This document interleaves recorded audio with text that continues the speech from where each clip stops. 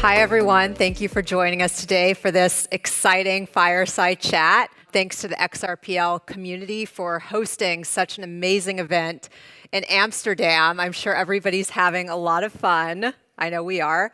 I'm so excited to be joined today by David Schwartz. He's CTO of Ripple, obviously one of the leading figures in the blockchain industry. And we're going to be talking about all things in terms of the future of blockchain and the road ahead. So tokenization, AI, we'll chat a little bit about the SEC court ruling, and all of that. So I'm very excited to get started with this panel. And David, is there anything you want to say before we get started? An introduction? I do want to point out one thing that you guys, you may not even notice this, but you were seeing the debut of something brand new. Does anybody have any idea what I'm talking about? It's somewhere in this room. All right, I'm going to tell you. My new headshot. Woo! No, seriously, it's fantastic to be here. We've had a great time in Amsterdam. The community has been amazing, and this is just awesome. Like I said, my job isn't always fun, but this is always amazing. Yes, this is a very fun event. So thanks again to the XRPL community and to you, David, for hosting us. It's just been an incredible blast. I've spoken to so many people, and it just the spirit of things that they want to develop, things that they're working on. It's just always energizing to come and see the community. I interact with the community on Twitter, email, and all kinds of other ways, but there's just nothing like a room full of people. Nothing compares to that energy, and it's something that I think a lot of us missed during the pandemic. Just being able to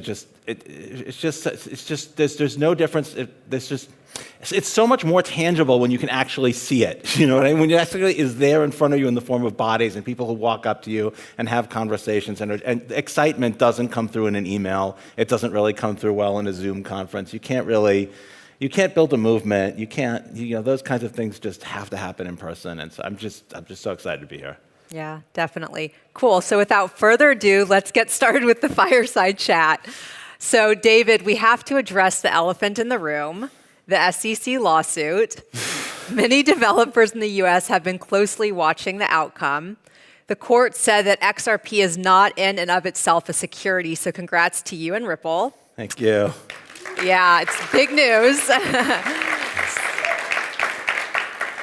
So with this landmark decision, what do you believe this outcome means for developers, both those building on the XRPL and in the wider blockchain community?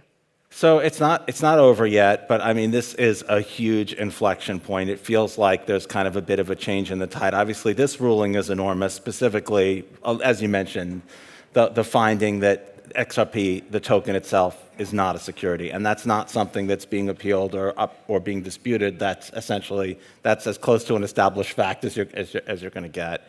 But I think there's other signs that there's a bit of a tide turning. Coinbase pushing back very strongly, pushback on the Bitcoin ETF. So I'm hoping that this is a sort of turning point in the war, in the United States. We'll see how that goes. We're just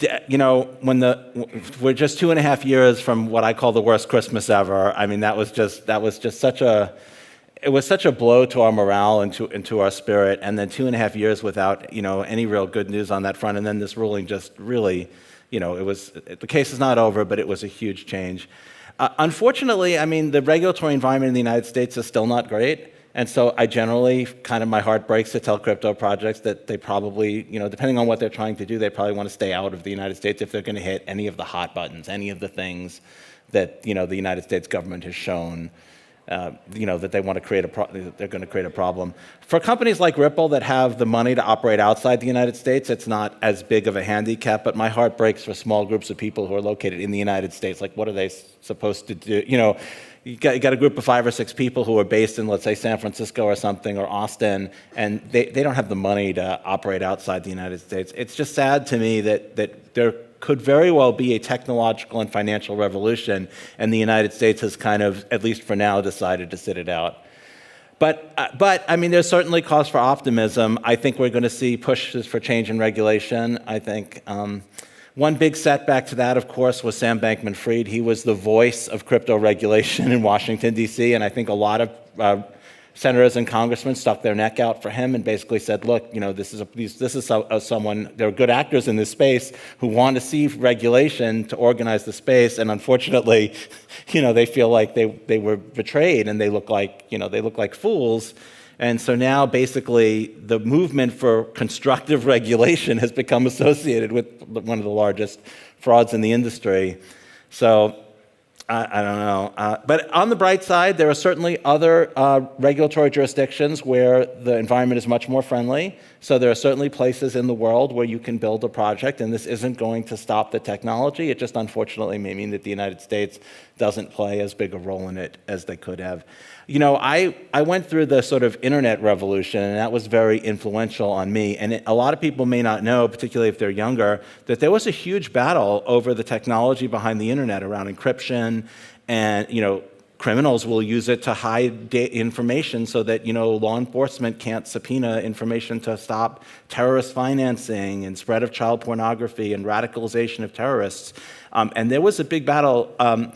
I actually have an export license from the days when cryptography was considered munitions, and I had to get a license to export encryption software from the United States, from the Bureau of Export Administration, like they were, rocket-launched, RPGs or something, or missiles.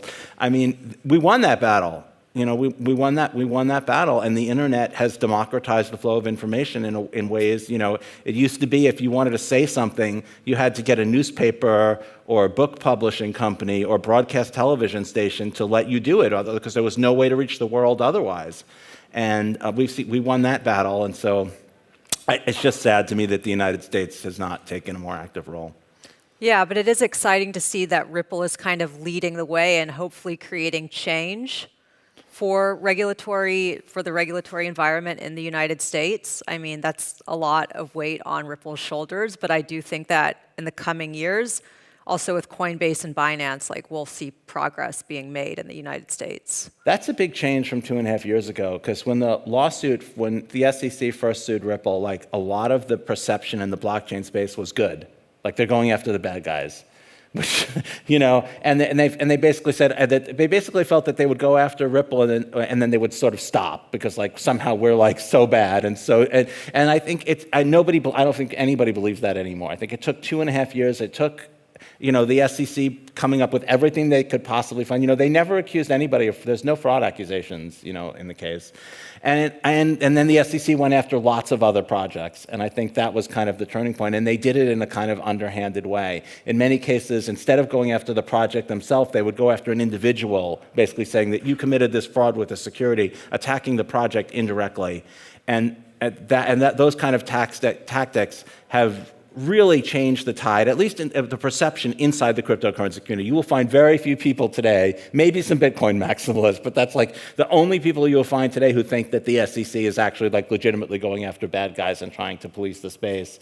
And I think there's a much broader perception that it's a power grab and regulation by enforcement. So that's good. Unfortunately, if you're trying to build in the United States, that doesn't help you very much yet. Right, so that leads me to my next question, which is how is this going to impact developers in the United States that are building? I mean, I'm based in San Francisco part-time, where there's a ton of builders, and they're not leaving. And there's a lot of innovation in San Francisco and other places of the United States. So David, do you think that this is going to start pushing those people out of the United States? Because it seems like San Francisco is making a comeback, in my opinion. It is pushing a lot of projects that hit those sort of hot button issues that the SEC has been pushing on out of the United States. If you're in the flow of funds, if you're a staker in a DeFi contract, if you're launching a token where people are expecting you to continue to work on the project, those are the kinds of things where it's just very dangerous to operate in the United States. And even if you can do it legally, for a startup, the compliance costs are just the legal costs. Are just so outrageous. I've spoken to people who are going to launch startups, and they basically asked experts how much money they should set aside for legal and compliance, and it was essentially more than they thought they would need for it would be their largest budget item ahead of the cost of developers to actually build a technology from the ground up. It was more expensive to be able to sleep at night and not fear your own government than to build a technology from the ground up. So unfortunately, I still feel, I don't like to say it, but I do like to feel like if you're going to come anywhere near any of those hot button issues that the government has been pushing on, you really do just need to stay outside the United States.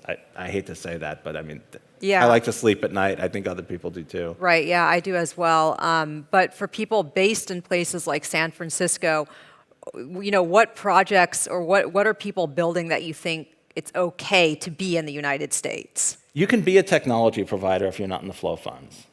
You can write software, that seems to be okay. I think you're okay on NFTs as long as, obviously I'm not a lawyer, get a legal opinion, but broadly speaking, I think you're okay if there isn't an expectation that you're going to build something else after you sell the NFT. So if I make an NFT and I sell it to you, and there's no expectation that that NFT is going to unlock something later, or that I'm going to continue to grow the ecosystem, where you're buying the NFT because you want that NFT, you're probably going to be okay. Obviously, get your own legal opinion. If you're writing DeFi software, but you're not in the flow of funds, or you're not because you wrote the software, like you saw what happened with Tornado Cash, where basically they were arguing that it was essentially a partnership because everybody who had a stake in the contract had some revenue from the mixing.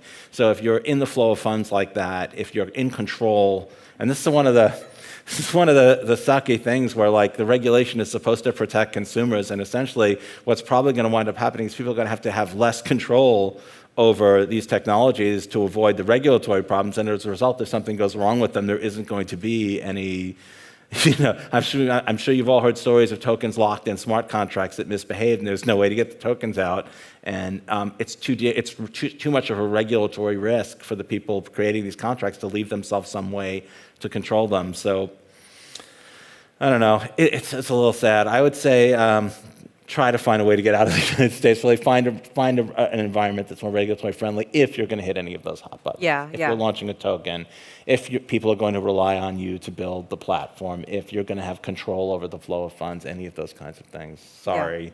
Yeah, no, let's switch gears a bit to a lighter topic. AI is revolutionizing various sectors. How do you see AI intersecting with blockchain technology? Are there any specific applications or concerns that come to your mind? Well, I think when the Skynet robots start shooting at all of us, we'll use the blockchain to buy the things we need to defend ourselves from the AI robots. That's a great use case. I'm going to write about that. No, seriously though, there's a lot of different AI-related. First of all, I'll just give you my broad take on AI, which is that it is going to be a big deal. I'm not one of the doom and gloom people. I don't think we need to forget about everything else and focus on preventing AI robots from killing us or something. I do think there are threats with it. Any new technology is going to have threats. I don't think this is on the scale of the threat of nuclear war or biological weapons, but I do think it is a technology that does present legitimate threats. One of the examples of a threat, and then I'll talk about the good stuff, but one example of a threat is the prospect of deep fakes. I think we're probably only a couple of years away from it being within the budget of any evil genius who's got $1 million to be able to produce hundreds of concurrent live streams of an event that's not happening. And so you could imagine a situation where maybe 5 years from now, someone on $1 million budget can create dozens and dozens of live streams of a terrorist attack in London that is not actually happening. And meanwhile, everybody else is, here I am in London, there's no terrorist attack, what are you talking about? And we might have a very difficult time figuring out which is real and which is the fake.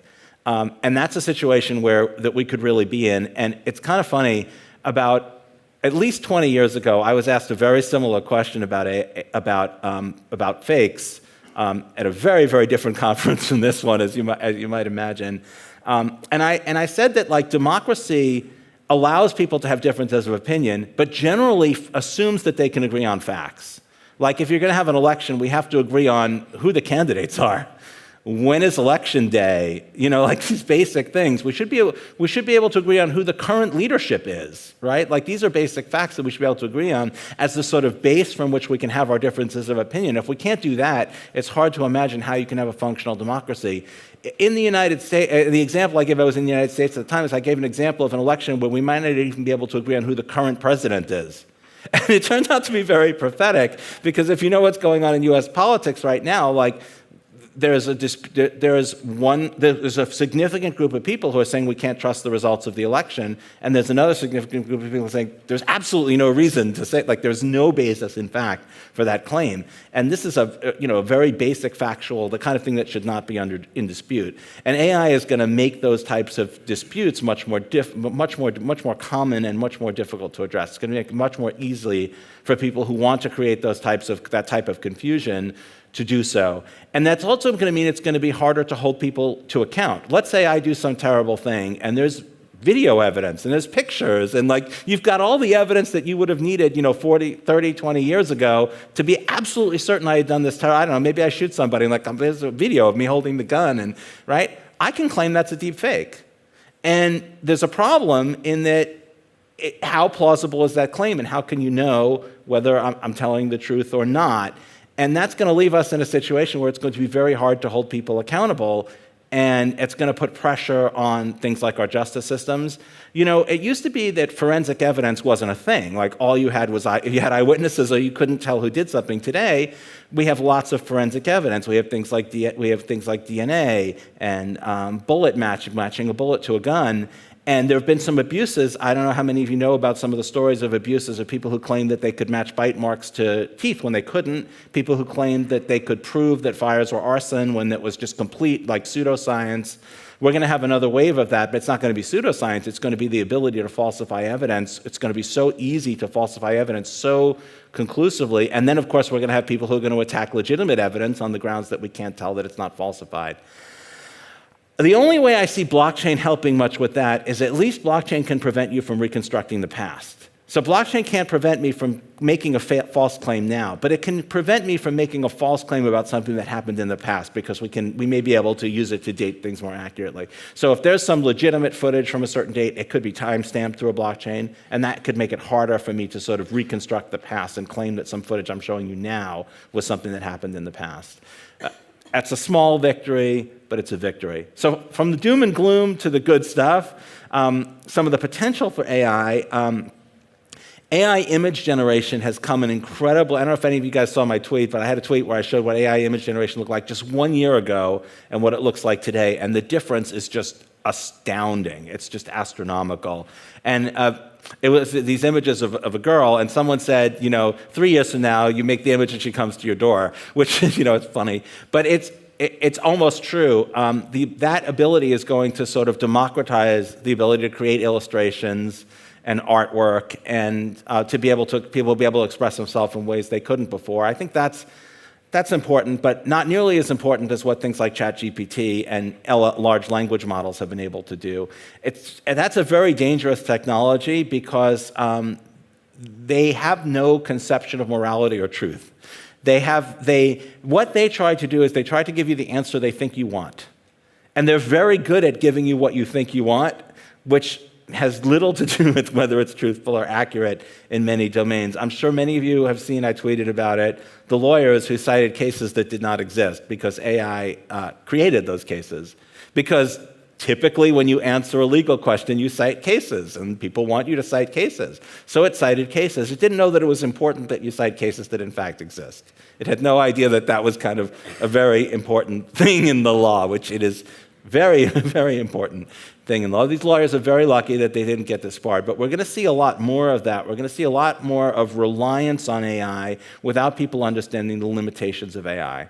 The other thing is that AI it can't be racist or biased in the way you and I ordinarily understand those terms, but it can create the exact same effect. It can do the same thing a racist person would do. So a racist person might look at job candidates and discriminate on the basis of race and not prefer the candidates who are the race that they don't like. And we can make an AI, we can just not tell it race. And so in theory, it can't do that. But what winds up happening is it winds up preferring candidates who have, in their background, they have things like their name is Chad, which, let's be honest, that's a proxy for gender and race. There's no reason to prefer people named Chad. There's no rational reason. But the AI isn't doing it because the AI is racist or misogynist or something. The AI is saying, well, you hired people named Chad in the past and they were successful, and whether that may be because you had biased practice. That may be because of biased human practices, but it will carry through those biases because the biases are inherent in the data.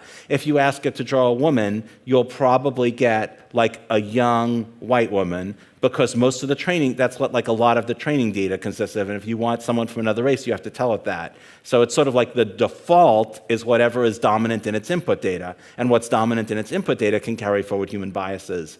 And that's a huge problem that can happen without us ever intending to do it. And the biggest problem is most AIs are black boxes. ChatGPT cannot tell you why it gave you a particular answer. So if it gives you an answer like, hey, this person shouldn't be on probation, they're likely to reoffend, it can't tell you why it said that. It can't enumerate what factors it used. So if it used the fact that that person's name wasn't Chad, it can't tell you that. And so it's very difficult to see how the biases in the input data make it through into the output data. I don't know if blockchain is going to be able to help with any of those things, but I know that those are going to be real problems that we're going to have to tangle with. Yeah, that's a great answer, really insightful. What are your thoughts on AI chatbots for developers to write software faster or just like easier? I think I had a conversation, well, I did have a conversation yesterday about someone at RippleX was mentioning that. Do you have any thoughts on AI being used for that? I think it's a fantastic time saver. You do have to be very careful with it, but it is a great time saver. There are a number of similar tools like frameworks that don't use AI, but this is sort of like a turbocharged version of that. That may also sort of democratize the ability to code. There's a lot of gatekeeping in coding. Like if you want to write code like in the XRP Ledger software itself, the cost of admission is very high. Like the knowledge base that you need in order to do that just without breaking something is extraordinarily high. And anything that we can do to sort of reduce that barrier to entry is going to be a really good thing.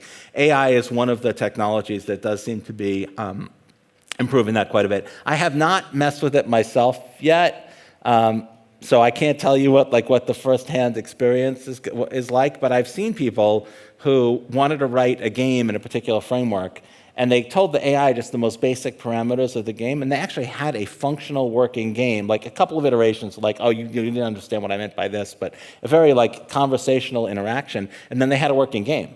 They had all the framework, and then they could, change the places where they wanted things that were really different. But that's a pretty significant time saver. I can tell you, as a programmer, a lot of time is spent in boilerplate. A lot of time is spent in just, I want a class that does these things and has these members, and I need, and it's just a lot of time just turning that into code before you actually get to do the sort of creative part.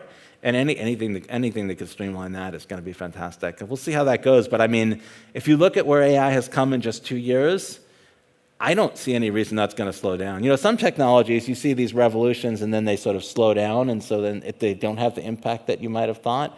But I don't see this slowing down. I think we're going to continue to. I guess the thing that's frightening to me is the algorithms that ChatGPT uses are really dumb.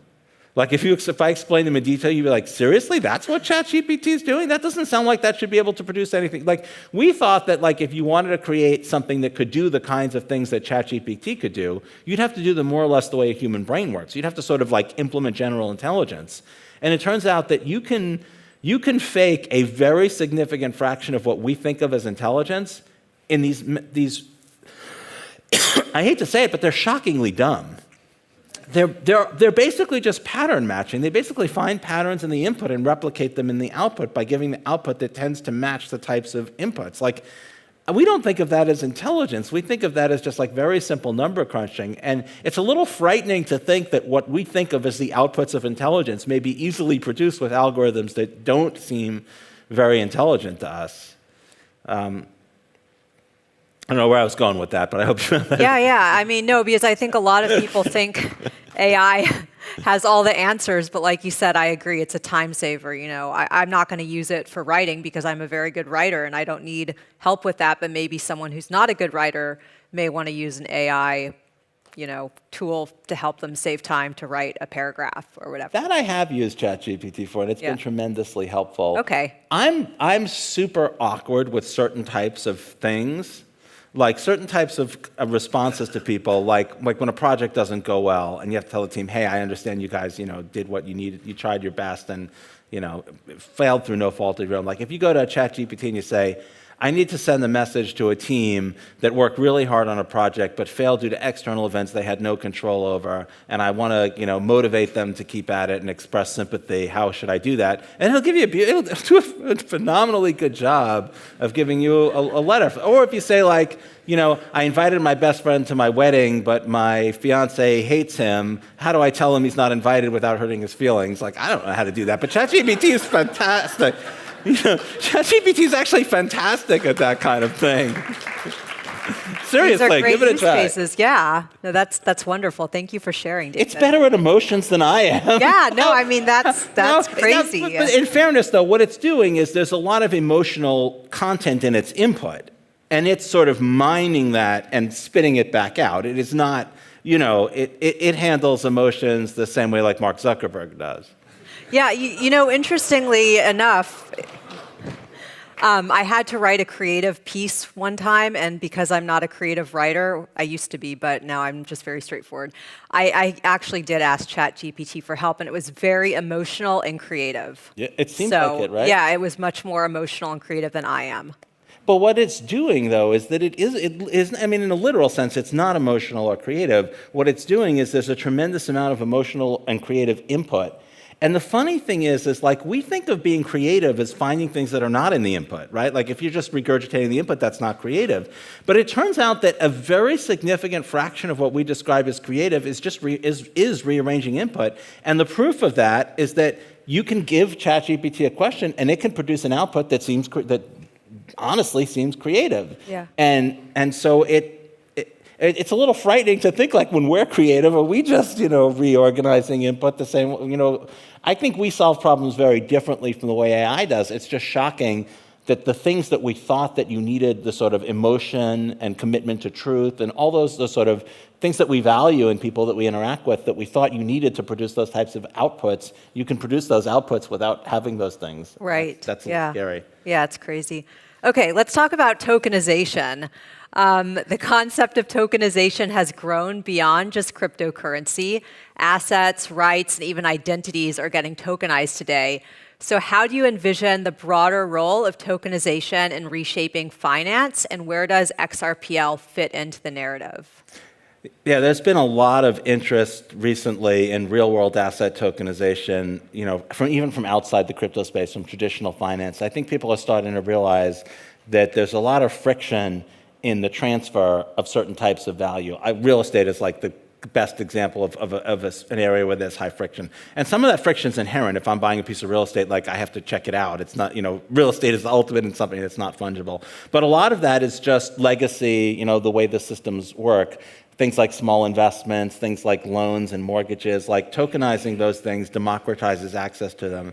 And for people who live in some countries, like particularly the United States, where we're incredibly overbanked and we have access to financial services of all kinds, it doesn't really resonate with us the type of the problems that people who don't have like that type of industry catering to them that they have. Like if you ask an American and they'll tell you, oh, I hate my bank, and you say, why? And it's like, oh, because I have to press 1 for English at the ATM, and I'm in America, why? American bank, why should I have to press 1 for English? They love their bank. I mean, if that's their biggest complaint, they love their bank. They're well served. Credit cards suck, there's that fee, but the consumer doesn't see it. And so consumers are well served by those technologies, but you don't have to go far outside of that small first world bubble to find people who are very poorly served, people who basically have to stuff money in a mattress and hope that the government doesn't depreciate it. And tokenized assets can democratize access to quality investment products. Tokenized loans that can be collateralized can provide people access to financial services that they just haven't been able to have access to. And I think that's going to be tremendous, because it just isn't possible to serve some of these markets with traditional financial products. And that's why you see people who are underbanked or unbanked throughout the world, where they're just too spread out and there isn't enough conventional financial infrastructure. But they do have internet and they do have smartphones, and so they have what they need. They have have what they need for people to serve them. It's the lack of financial infrastructure. And as you saw in many third world countries that skip landlines, like they're going to skip traditional financial infrastructure too. And for much the same reason, it's very difficult to build branches of a bank. For like, who even uses bank branches anymore? I remember when online banking first became a thing, and I remember there were articles that like online, it makes no sense because there's only two things a person wants to do at a bank: deposit their paycheck and get cash. And those are two things you can't do online. Well, you can do the equivalent of those two things online right now. First of all, you don't even need to deposit your paycheck. That's all handled online now. But like, you can deposit your paycheck from a phone. And while you can't get physical cash, you can do the equivalent because you can load onto a prepaid card, or you can have a prepaid card attached to your account. Like, those things have all been replaced by higher tech substitutes that don't require you. It really wouldn't be inconvenient at all if you didn't live near a branch of your bank. It used to be you would go to your local bank branch because that's where all your financial services would be. You don't go there for a loan. How many people would go to a local bank branch if they need a loan, right? Like, nobody would do that anymore. So I think we're going to see that type of revolution with real-world asset tokenization and democratizing access to things like real estate and loans and all kinds of investments. The XRP ledger was built to do those things. Like, that was kind of the earliest ideas that we had way back in 2012, was this idea of a multi-asset exchange where payments could be cross-asset, cross-jurisdiction, cross-issuer even, because you could have multiple issuers of assets of like sort of denominated in the same currency. All of those capabilities were built into the XRP ledger. So I'm hoping that we're going to see, as real-world asset tokenization projects grow, I think the XRP ledger is going to be a really good platform for them to launch on, particularly because of the low fees and because of the integration with the DEX, with the proximity to sort of the movement of funds. The ability, if someone's going to buy, what do you want to do with a real-world tokenized asset? You want to buy it, you want to sell it, you want to hold it, you want to transfer it. And if you want to buy it and sell it, you want to be able to do that with whatever asset is convenient for you. You don't want to tie, if you tokenize some sort of debt, like, you don't want to tie it to US dollars, because then that limits access to it to people who have sort of proximity to US dollars. One of the things the XRP ledger is good for is giving you sort of proximity to many different assets, and that exchange is seamlessly built in. So I think that's one of the many reasons why the XRP ledger is going to be a good place to launch tokenized real-world assets. I think we'll see that in the next year and a half. Cool, yeah, and there's already, yeah. And there's already a number of projects using the XRP ledger for tokenization use cases. So yeah, hopefully we'll see more. We will see more. It's funny how many projects I found out about because they filed briefs in our litigation with the SEC. That was the weirdest thing ever. I don't know if you guys remember numerous participants in the XRP ledger ecosystem filed briefs with the court saying, hey, we're using the SEC has said the XRP has no utility. And there were projects I'd never heard of, that I'd never seen. It's like the least efficient way for me to find out about. Yeah, no, that's interesting, actually. Okay. Let's talk about interoperability. How crucial, in your opinion, is cross-chain collaboration? And how is Ripple and XRPL approaching this? And what do you think developers should keep in mind when it comes to that? Well, I think that's critical. I think the idea that I don't think there is anybody yet, again, maybe a couple of Bitcoin maximalists, who think even the Bitcoin ecosystem has accepted that, like, the layer one is not, everything is not going to happen on layer one. They've all come to accept that interoperability is going to be important, that different blockchains are going to have to focus on different use cases and target different groups of people. So interoperability is going to have to exist to make that painless. If there's a layer one and it serves some subset of what people want, but not everything, if you think about technologies that have been successful, the internet being my favorite example, like, everything that you want is on the internet. And if it's not, why the hell isn't it? Like, where the hell else would it be, right?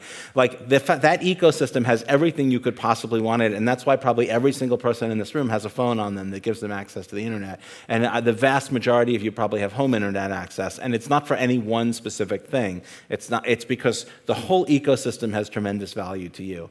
And it's that portability. If you had to have one smartphone to access Twitter and one smartphone for email and one type of home access to do work stuff, like, it would not be compelling at all. It would be a terrible experience. And so interoperability and commitment to standards is going to be extremely important if we're going to have a compelling ecosystem. If we don't have a compelling ecosystem, then we're not going to be able to build a wall around the XRP ledger and get people inside that wall. No cryptocurrency has that kind of market power yet. And so it's going to have, and the value proposition is the openness. Yeah. So that's going to mean interoperability is going to be critical. Definitely, yeah. With the emergence of various layer 2 solutions and side chains in different blockchain projects, how do you see the evolution of XRPL in terms of scalability and layer 2 integrations, and what opportunities does this present for developers? Yeah, so that's kind of the other half of what I was just saying. So the way the interoperability is going to look probably for the XRP ledger is probably going to be side chains or sort of adjacent layer ones. So if you think about a feature like any sort of feature that's kind of heavy and that requires like tremendous resources to implement, hooks is a good example of a feature that's like moderately heavy. There's costs associated with adopting it on the main chain. There's benefits too, but there's also costs. And there are going to be features that are good and that people will want where the costs associated with implementing it on main chain are going to mean that that's not going to be doable. And the other thing that you have is whatever capability the main chain has, however many transactions per second it can handle, there will be people who want more transactions than that for some use case. There'll be some use case that requires some very, very high number of transactions. There may be somebody who wants to issue millions of NFTs.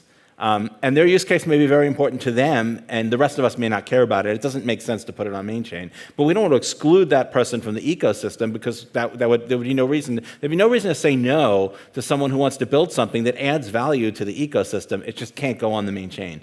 So what that means is that we need to have a robust ecosystem of things like side chains and other layer ones, and we need asset portability. Because one of the most difficult things about launching a side chain is getting assets that have actual value on it. And so there's a proposal for bridge support on the XRP ledger, which will help to bridge assets to the XRP ledger. And that way, when you develop some new technology, and you want to prove that it works. So let's say you came up with some new idea for the XRP ledger to do, I don't know, crypto collateralized stable coins or something. It doesn't matter. Or maybe some new form of smart contracts or some other DeFi thing that nobody else thought of. And you propose it to the XRP ledger. The burden that you have is convincing people that the resource consumption won't be burdensome, that it won't destabilize the network, that it doesn't have a bug in it that allows funds to be stolen. One of the best ways to prove that is to actually deploy the technology live with real money and show it working. You say, look, here you go. We've got this chain on which it's running, and what's the how is going to do for hooks. You say, look, it's working. Obviously, it could break, but if it works, look, it's working. Here it is handling real money. Our validators are stable, their resource consumption is reasonable, the network is working. This is proof that this is safe to adopt, and that will help to sort of overcome that heavy burden that we don't want to make changes to main chain that could risk destabilizing the network or causing other problems. And so that ecosystem is going to be good for the main chain. It's going to be good for developers who want to build on a side chain. And it gives you immediate horizontal scalability. Anytime you have another layer one or another chain, however many transactions it has, that is at zero cost to mainnet. And so you can immediately have, another chain with 1,000 transactions per second, or it could be a chain that's heavier or lighter, has different features that you want. That's going to enable people to broaden that ecosystem. And it's also going to lower the sort of cost of admission. Right now, you want to get a feature running with real money, you got to get it adopted on mainnet, which is very, very difficult to do. Being able to launch it on a side chain is just going to streamline that process. Cool. Let's talk a little bit about user experience, because as the crypto landscape evolves, user experience is becoming paramount for wider adoption. So what user experiences challenges do you believe still need to be solved within the XRPL ecosystem, and how can developers play a role in solving those challenges? Yeah, user experience is like the most important thing when you're trying to get anybody other than enthusiasts. When you're trying to attract enthusiasts, they care about the technology. If you want to sell me a computer, tell me what CPU is in it, tell me what SSD it has, tell me how much RAM it has, tell me the clock timings on the RAM, and I'm excited about that. But that's not how you sell a computer to like my mom, right? Like what matters to her is, am I going to be able to use it? Is it going to break? Am I going to be able to understand what I'm doing, or is it going to constantly ask me confusing questions that I don't know how to answer, and I feel like I'm not having a good experience while I'm using it? For retail adoption, for mass adoption, for anyone but an enthusiast, your product is the user experience. right? A car manufacturer doesn't just sell a car, they sell the experience of not just driving their car, but owning their car. They sell the experience of having a flat tire and having to deal with roadside service. They sell the experience of having to do maintenance on it, the experience of ownership. And that's very important to people. And if they get a good experience, then they like that product. And that's how you get that sort of mass retail adoption. And that's totally different from the enthusiast market. We hit an inflection point around the introduction of NFTs where we started to see, coming from the crypto, like prior to that, almost everything in the cryptocurrency space was aimed at enthusiasts. The idea was you had to really care about decentralization, and you had to care about the tech and understand, like, what encryption and digital signatures were to use the tech, and that was fine because that was what everybody was excited about. But we first started to see projects, NFT-based, I think were around the very first, that were basically all around the user experience, that were like, NBA Hot Shots is a good example, where Top Shots, was a good example of they were not that successful, but they sold something like $1 billion worth of NFTs before they failed. So it's hard to use them as a bad example. I mean, that was astonishing, right? But what was interesting was that how many of their customers even knew what technology they were using? I don't even know that most of them cared. What they cared about was that there were players in the NBA that they liked, and they owned a piece of them that nobody else owned, and that's what was important. It was that user experience. And so it's going to be extremely critical if you're aiming for mass adoption that the user experience be fantastic. One of the biggest problems, of course, is custody. There's no technical service for the XRP ledger. Like if you make a bad transaction, there's no friendly person answering the customer service phone number to help, the stereotypical, mom to be able to resolve a problem. And some of that is inherent in the technology, and that's something we're going to have to figure out. Every technology that's got mass adoption has had to figure that out. If some of you are old enough to remember copying machines like 20 years ago and printers, they broke down all the time. And if you wanted to have one, you had to have an office with someone professional coming around to service it routinely, and that means nobody's going to be able to print things at home. Like they had to solve the problem of making the technology reliable and bulletproof, and just nail down those user experiences. And that's what we have to do if we want mass adoption. Yeah, those are great points. I agree 100%. So we only have time for a few more questions, and I want to leave time for some jokes because David has a ton of great jokes. But the last question I'll ask before we get into the jokes, what are you looking forward to in terms of Apex 2024 next year, which I believe is in June? Mm-hmm. Possibly in Amsterdam? Right, yes, it's going to be in Amsterdam. Yeah. June 2024. I want to see all of you there. You too. Everyone here needs to be You, not here. so much. But what are you looking It's forward not to? indicating any specific person. This guy here lost smile at me, thinks I was indicating him. I was pointing in his general direction, but I was pointing over him, actually the guy right behind him. Yeah, you. Yeah. Yep, the one nodding. Yep. You're excused. Everyone is welcome next year, and we hope to see all of you. But David, what are you looking forward to? Like, what do you hope to talk about next year? What are you excited about? Well, I really hope that I'm going to be able to talk about how amazing the AMM implementation went and have some actual numbers on how it's actually working. But I'm also just very excited to see what members of the community are able to come up with that I can't, ever think of. And of course, you'll get an update on real-world asset tokenization, which I think is going to come pretty far. And of course, decentralized identity and all of those other things that I talked about should be, pretty far along.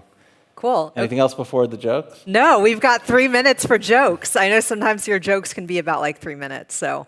Well, you know what I'll do? I haven't told a pirate joke in a while, and in honor of hooks, I'm going to tell my favorite pirate joke. This is my absolute favorite pirate joke of all, it's a tight field because there's a lot of pirate jokes. I just have to apologize.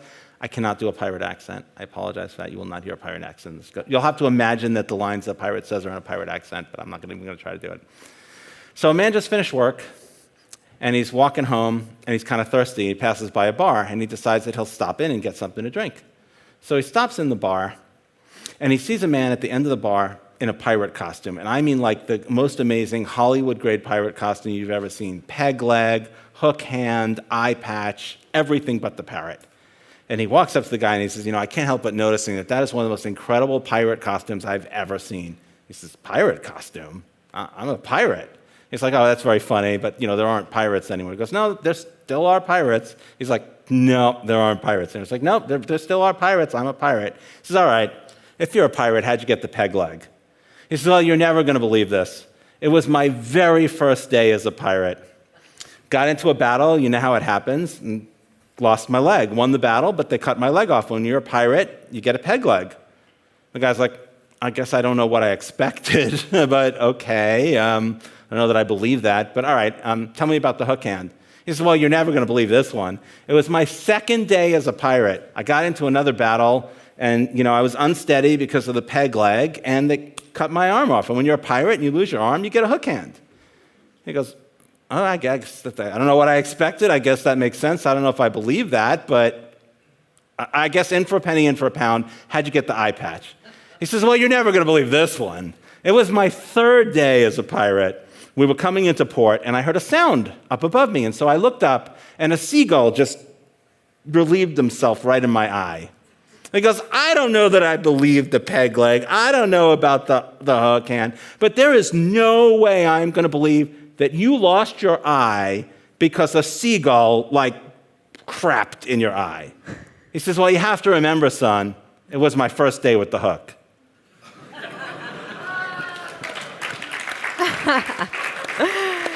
That is a great joke, David. Thank you.